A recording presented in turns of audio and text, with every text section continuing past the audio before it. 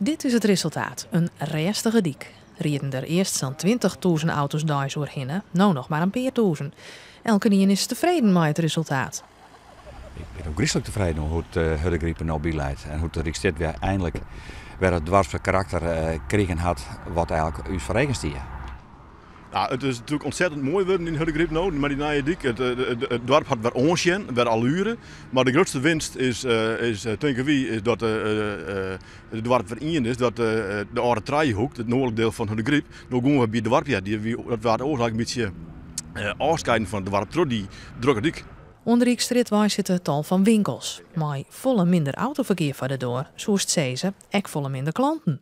Wat ik van jaar, dat we eigenlijk vlak na de opening van de Roemwei.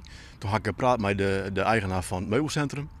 En die zei tegen me, die zei, het is hier nooit zo druk west. Het is correct als de meesten voor hen net van die huldrukken die ik al.